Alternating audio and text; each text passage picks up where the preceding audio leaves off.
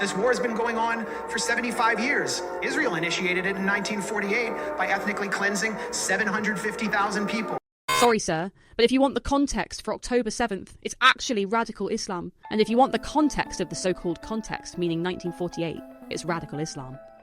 Perhaps Mr. Blumenthal is confused because he's been reading The Ethnic Cleansing of Palestine by Ilan Pappé, the book that started trending after October 7th.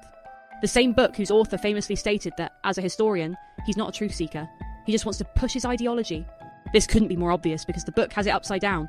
In fact, the Palestinians are not even the main character in the conflict and never have been. The true main character in 1948 was the tens of thousands of Arabs who were in absolutely no danger of being ethnically cleansed from Palestine, because they didn't live in Palestine. They were from countries like Iraq, Syria, Lebanon, and Egypt.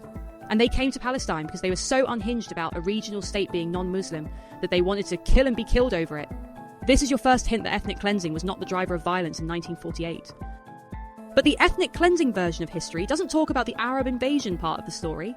They tell you that the day after the British left, May 15th, 1948, the Jews simply went to work to drive out the Palestinians and steal their land. Well, here's what really happened on Nakba Day 1948. Arabs dropped bombs on Jewish population centres and did their best to annihilate the Jews.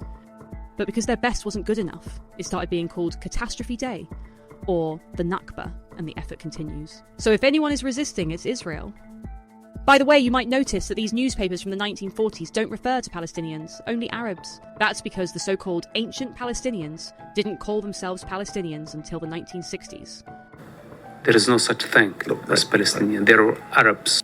And they can thank British colonialism for both this name and for the borders they say define their land. Hey, no one's asking you to like anyone in this conflict. Just like the truth. And if you don't know what you're talking about, maybe you shouldn't be talking.